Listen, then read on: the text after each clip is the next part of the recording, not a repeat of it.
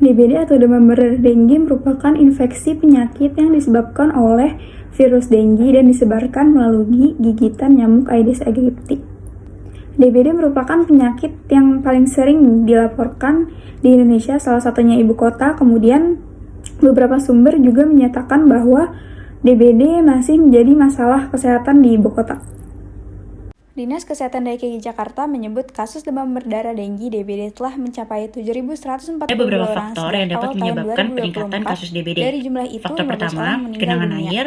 Sistem Kemudian, drainasi pasien yang buruk meninggal atau berasal dari tersumbat kalangan dapat anak hingga menyebabkan lansia. genangan air yang menjadi Maka tempat dari berkembang itu, biaknya kami nyamuk Aedes memilih DBD aegypti. sebagai masalah Faktor penyakit yang DBD. sedang naik di ibu Faktor kota. kedua, kepadatan penduduk.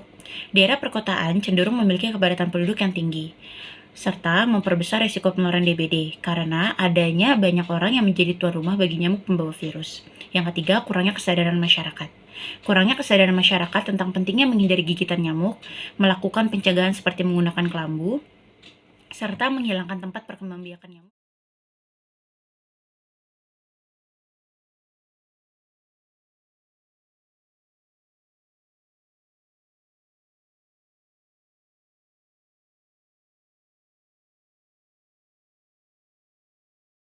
Penyebab DBD adalah virus dengue yang ditularkan kepada manusia melalui nyamuk Aedes aegypti.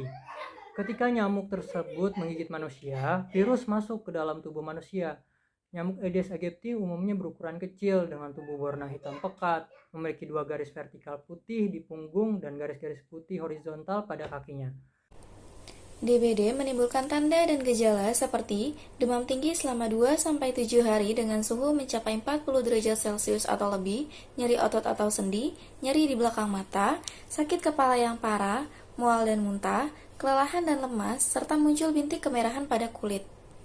Salah satu pencegahan dari DBD yang dilakukan oleh pemerintah adalah PSN, di mana petugas kesehatan khususnya di bidang Kesling ini mereka akan bekerja sama nih dengan kader-kader untuk keliling di sekitar RW tersebut untuk pengecekan wadah atau penampungan air warga apakah ada jentik atau tidak. Kemudian ada namanya fogging, di mana penyemprotan rutin yang dilakukan untuk membasmi nyamuk penyebab DBD.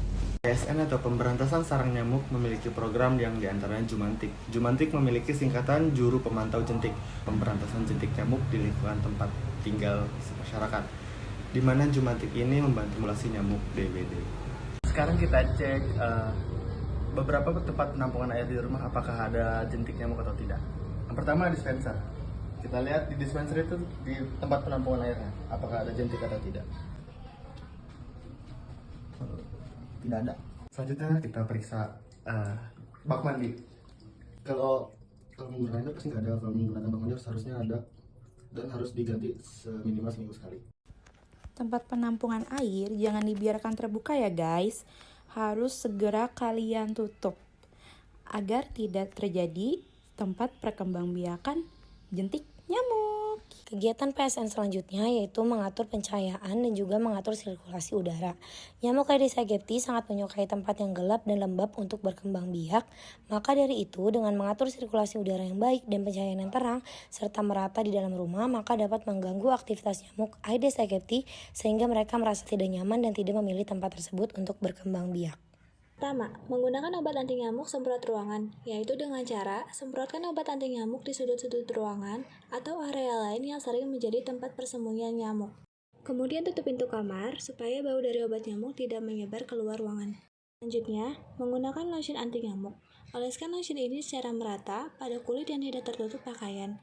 Lotion ini memberikan perlindungan yang tahan lama dan menjaga dari gigitan nyamuk saat beraktivitas di luar ruangan. Kegiatan PSN selanjutnya yaitu tidak menggantung pakaian di luar lemari, karena hal ini dapat menjadi tempat bersembunyinya nyamuk Aedes aegypti, di mana jika pakaian yang telah digunakan akan digunakan kembali di kemudian hari, lebih baik digantung di dalam lemari pakaian dan pastikan lemari tertutup dengan rapat. Dan untuk pakaian yang tidak akan digunakan kembali, lebih baik disimpan di tempat pakaian kotor untuk dicuci. Pakaian yang disimpan dengan baik menjaga rumah tetap rapi dan bersih, serta membuat kita dapat lebih mudah membersihkan dan memeriksa keberadaan nyamuk di rumah. Lalu terakhir kita masuk ke bagian cara penanggulangan DBD. Sebenarnya pencegahan dan penanggulangan DBD ini hampir sama, namun penanggulangan lebih berfokus pada setelah ada kejadian DBD dan bagaimana cara mengurangi dampak negatif yang akan muncul selanjutnya. Seperti yang telah kita ketahui, penyebaran penyakit DBD ini disebabkan oleh gigitan nyamuk Aedes aegypti yang sebelumnya pernah menggigit pasien DBD. Oleh karena itu, diperlukan penanggulangan baik bagi pasien maupun bagi lingkungannya. Beberapa penanggulangan DBD yang dapat dilakukan yaitu 1. Membawa pasien yang terbukti positif DBD ke rumah sakit. 2. Melakukan kunjungan ke rumah pasien oleh kader Jumantik untuk pengecekan jentik dan genangan air. 3. Melakukan fogging di lingkungan tempat tinggal pasien DBD. 4. Memberikan edukasi dan penyuluhan kepada masyarakat tentang cara merawat pasien DBD. Dan yang kelima yaitu dengan menyediakan fasilitas dan peralatan medis yang memadai